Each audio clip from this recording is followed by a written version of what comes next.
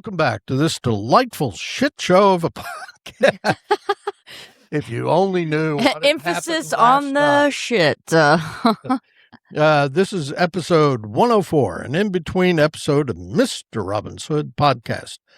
I'm Mr. Robin, broadcasting digitally as always from our highly questionable studio setup just across from hole number 2 of the Woodward Municipal Golf Course. Today, my co-host Mikey, also known as Mikel Mauree Robinson, she hates it if I leave out her real name, arrived because everybody messes it up. Aviator goggles, one boot from 1974, and carrying what I can only describe as a glowing toaster with wires sticking out of it. And for the record, it is not a toaster. It's a temporal displacement stabilization module. Which is exactly what someone with a radioactive toaster would say. Now, folks, for the last 3 weeks, Mikey has been dropping deeply suspicious clues that she may in fact be a time traveler. At first, I ignored it. I thought maybe she'd finally gotten into another 6-pack of expired energy drinks. But then, that I put in the freezer for an hour. There you go. But then things escalated. For example, last Tuesday, she referred to next Thursday as the incident. She keeps warning me not to trust raccoons after 2031. It's true. Actually, I might move that date up. She asked if anyone remembered the great mayonnaise shortage, which apparently devastates civilization. And yesterday, she looked directly at a kid with a mullet at Walmart and whispered, "The prophecy begins." And friends, she somehow knew the exact final score of 3 baseball games before they happened. Just luck. Now that I obviously have none of. Oh, that reminds me. I need to talk to you about your manifestation for that. That money. I've okay, we got to work on that. Yeah. I'm about to win me $20,000. Yeah, so all of you with tickets from the Elks Lodge, just tear them up. Yeah. Okay. Yeah, buy your truck ticket, throw it out. Now, admittedly, she also predicted that Arby's would become a sovereign nation by 2040. So we're grading on a curve here. But it gets weirder. No. Imagine that. Mikey has begun leaving clues all over town. Like the mirror on the front porch of this house. Brenda, how did you know about that? She's been carving random dates into cantaloupes, cryptic messages inside the library books, probably asking them, why don't you people stay open? Why did they get off at noon on Friday? There you go. And one sticky note stuck to my microphone when I came in this morning. How she got in here, I don't know. Broke down the door. Don't let Gary buy the ferret. Well, that's pretty good advice. Now, I don't know who Gary is. I don't know why the ferret matters, but judging by her expression, humanity hangs in the balance. And then, this morning, she walks into Studio C, looks exhausted, of course. She was up late, running around to various graduation parties and getting her car in a demolition derby, getting her car smashed up. Oh, man. Covered in glitter, but for some reason says, "Mr. Robin, whatever you do, do not eat the gas station sushi on August 14th, 2027. That's it. No context, no explanation, just trauma in her eyes. So naturally, I asked the obvious question. Mikey, first of all, who the hell eats gas station sushi? And secondly, if you're really a time traveler, why come here? Oh, that's a good question. Without missing a beat, she said, because in 2046, this podcast is taught in universities as the exact moment civilization started going downhill. So we all have that to look forward to, which honestly explains also our listener demographics perfectly. So today we're diving into the mystery of the Dodleston Messages. This was inspired by a YouTube video, the URL of which should be appearing at the bottom of your screen right now. For those of you who get this podcast via audio only, you can Google Dodleston Messages and find the YouTube video. So let's set the stage, shall we? It's England in the mid-1980s, which, by the way, was when I lived there in London in an area known as Swiss Cottage. We called it the American Ghetto because it's where all the Americans hung out. At the Swiss Cottage. What that has to do with anything, I don't know. I might say that it's a coincidence, but as I've always said, there's no such thing as coincidence. And I have quickly started saying that as well. So, was my car getting backed into a coincidence? No. No. Because you entered the demolition derby for a big prize. Maybe that was some karma that had to get used up so I have a better chance of winning the money. I know what's going on. I really do, I promise. The Cold War is still going strong. People are terrified of nuclear annihilation. Hair is huge. How did I miss out on that? Right. Synth music is everywhere, and computers, if you could afford one, are entering homes for the very first time. Now, unlike today's computers, which mostly exist to spy on you and suggest socks after you think about socks one time, these early machines were very primitive. Children, gather round. There was once a time when a computer loaded games from cassette tapes. You could literally go make a sandwich while waiting for Space Karate Duck to boot up, or the Oregon Trail. And if the tape hiccuped along the way, which usually meant you were pulling tape out of between the heads and it was all crinkled up, there was 45 minutes of your life gone forever, like Mikey's hopes of successful Etsy candle business. My candles were ahead of their time. Your essence of medieval dungeon candle caused dizziness and made people want to wander out into traffic.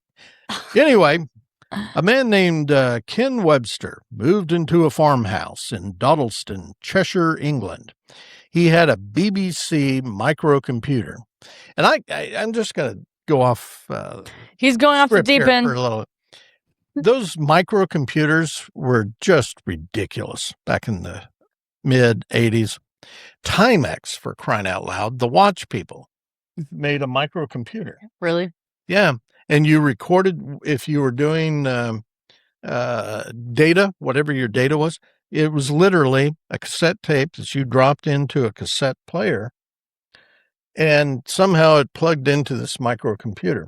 Yeah. But it was stupid expensive. I think those were $800 or $900 for that piece of crap.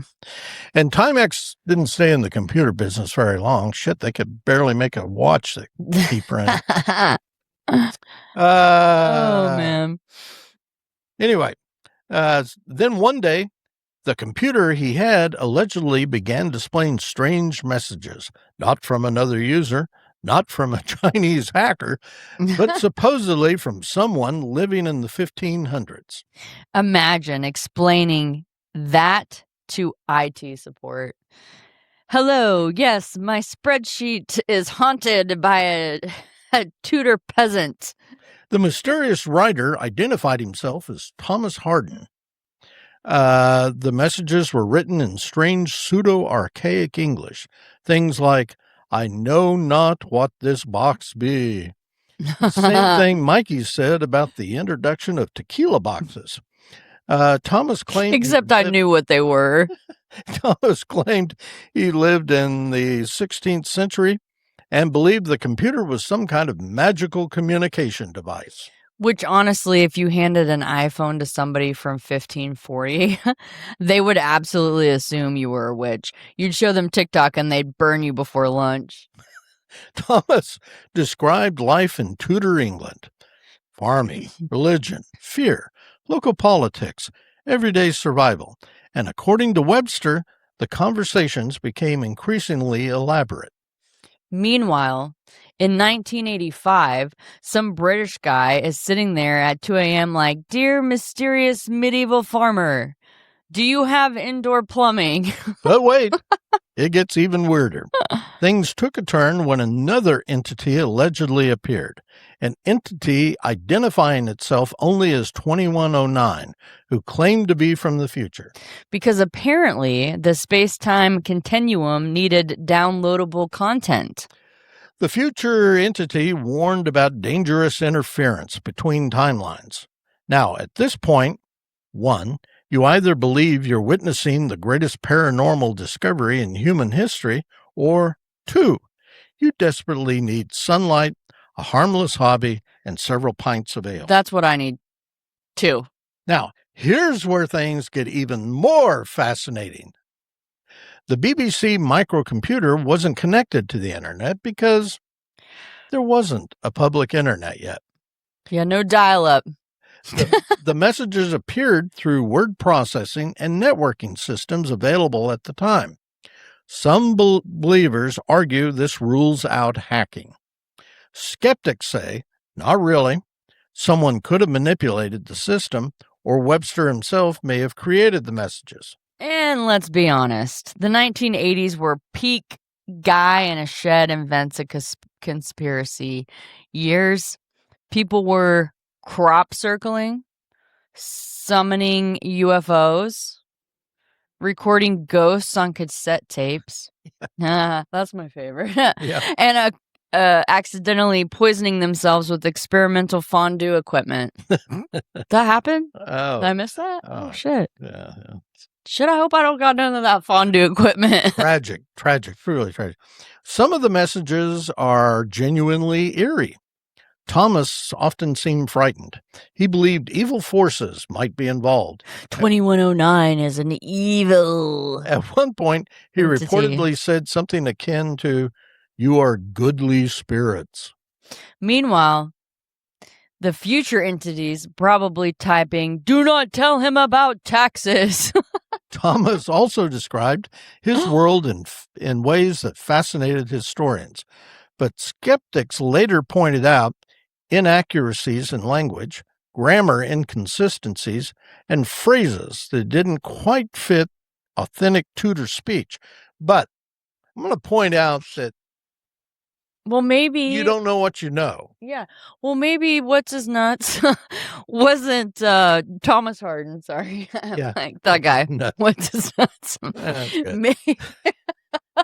Maybe, just maybe, he wasn't really educated. So maybe he doesn't know how to speak accurate in the language. And by the way, I'm I'm going to take this moment the to good say, grammar. Shakespeare wrote that shit. I don't care what you think. He actually did it. So you weren't there. You don't know. Nobody had a digital recorder up in his face. So just let that go. Okay. So which suggests either a hoax or Thomas Harden attended Renaissance Fair Community College. Yeah. You ever been to one of those? A Renaissance Fair? Yeah. Oh my gosh, I have some fond memories of a Renaissance Fair. So when I was a young lattice, wait, what was that the right? I don't know if I'm not speaking an accurate Tudor either, but when I was a kid and we were living in Wichita, so this was like pre 8 years old, but post 4 years old. So in those other 4 years, we used to go to the Renaissance Fair in Wichita. My mom would always take us, and I just loved it. There was this game in which you had to find the key that will open the box, right? And this is like for kids. And I don't remember exactly. I was either between 5 and 7 at the time. And I go up there and I'm like, ooh, I want to play, right? So I'm going to find the key. So there's like all of these keys. And then there's one key that's slightly different. Speaking of not being observant, this is the most observant story. Pay for making that comment. um, I'm digging through there, and I'm like picking them up, and I'm really studying these keys, right? Because I wanted to win the prize. If you open the box, it was full of prizes, And I go through and I notice this one key is just slightly different than all the other keys in this box, right? And it was a little bit bigger, right? And I'm like, this is it. And it was the right key, and I got my prize, and I loved it. And so What'd you get? it wasn't anything fancy, but it was one of those little dudes where you can like cross their arms and their legs, and they can hang on to shit, and yeah. Like an elf on the shelf? Well, kind of, but he wasn't like super. He was like this big, and he had the arms and his legs were like bendable. No, it's just a little figure, dude. I don't know. Some cheap kids' toys that they paid probably the shit we give out at the museum at open house. That kind of stuff. Okay. They have the ones where you could like slit like hand that sticks. Yeah. But it's a little guy that you can. I could have put his little arms around the mic. He could have been hanging out with me. So we're moving into the realm here that Mikey enjoys so much. Oh yes, this is my favorite part. Here's the important philosophical question. Why are humans so drawn to stories like this? Because honestly, we love a mystery. We want the universe to be stranger than it appears. And also, regular reality is exhausting. Bills, traffic, spam, emails, back pain, the list could go on and on, quite honestly.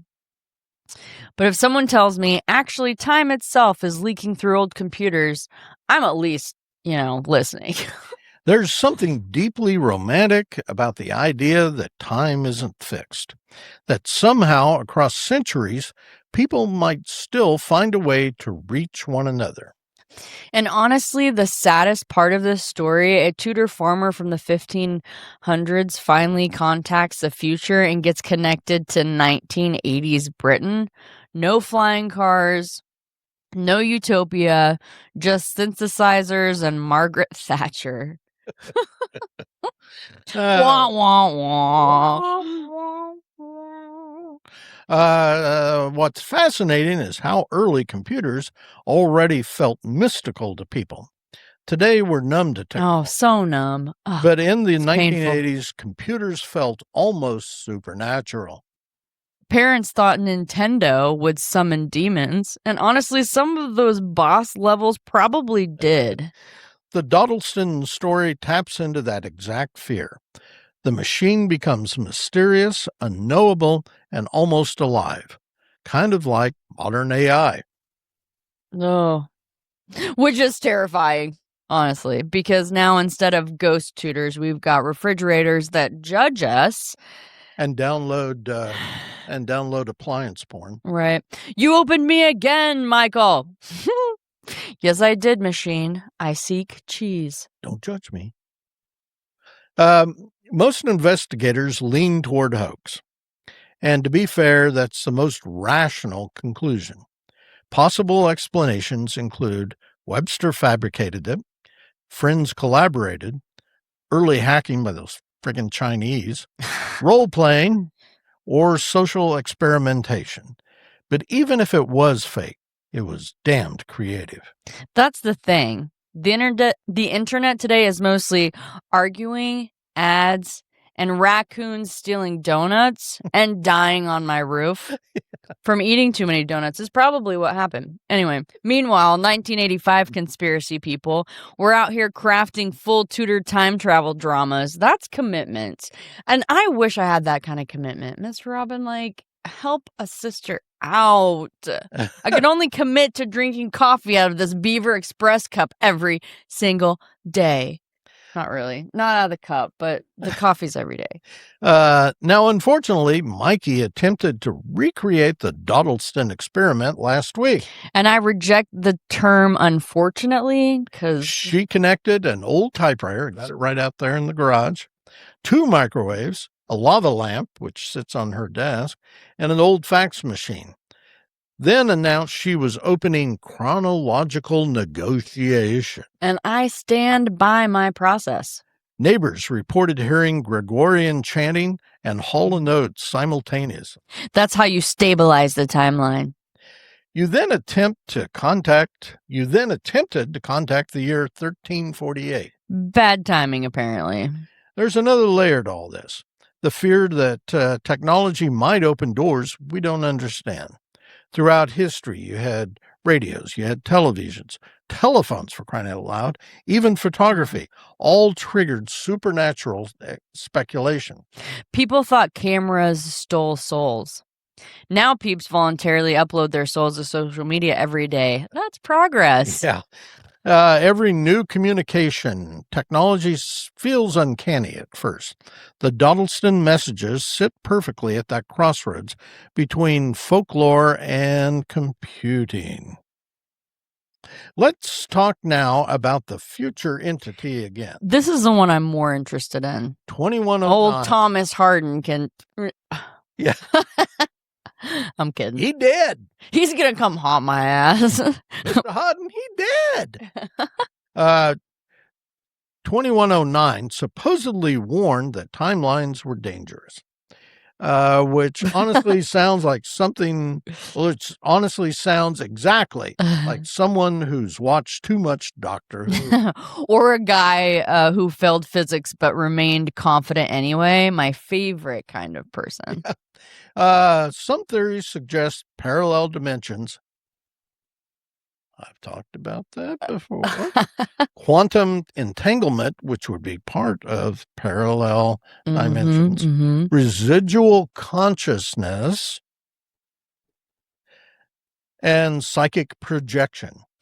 And some theories suggest British dude got bored one winter. Both remain on the table. I'm going with the British dude got bored one winter. Time itself is one. Yeah, but why 2109? Because it has a nice. Specific. It has a nice ring. 2109. 2109. You know why? Why did you pick August 14th of 2027 for me to tell you not to do some bullshit? I mean, that gives me a year. What? A little over a year. So time itself is one of the strangest things humans experience, and we've talked about that before. Yeah, time. We move through it constantly, yet barely understand it. The past feels gone. The future feels unreal, but physics increasingly suggests time may not work the way we intuitively believe. Which is comforting because emotionally, I'm still 23. And nobody likes you when you're 23. Physically, though, I sound like a bag of microwave popcorn when standing up. What the fuck? I was trying to figure out how to word that. But... Yeah, well, I sound like a ridiculous person, but breaking out in song always fixes it, right? Now, let's suspend disbelief for a moment. What if the Dodleston Messages were real? Imagine the loneliness of Thomas Harden, a man from the 1500s suddenly communicating with strangers centuries ahead. And immediately discovering reality television. Cryptocurrency. Probably a fan of, what is that one from New Jersey? Jersey Shore. Jersey Shore, yeah. Cryptocurrency and the people willingly eating gas station sushi. He'd probably ask to go back. Part of me misses this era of mystery, but every weird thing became content. Now, if somebody contacted the future, the first thing they'd do is smash that like button for temporal paradoxes. Exactly. The Dodleston story still has atmosphere because it emerged before constant digital noise. It feels quieter, stranger, more intimate. And it was kind of an interesting story.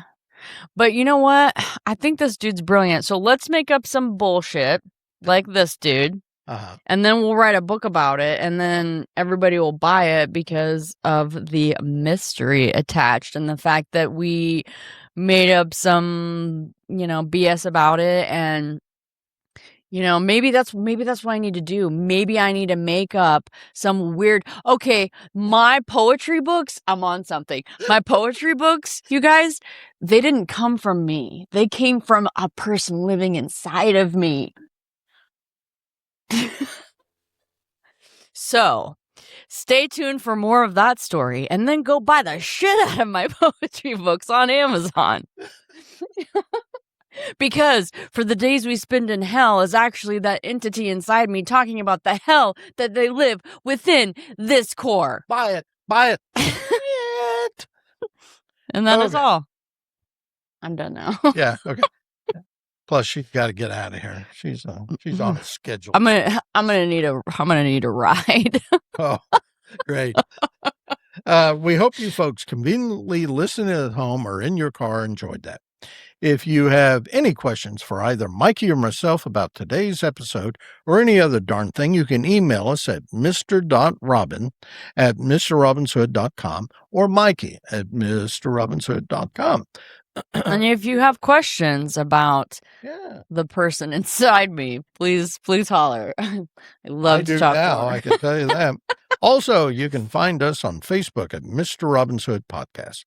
As always, you can also reach out to Mikey or me via Podophone at 580-827-1113.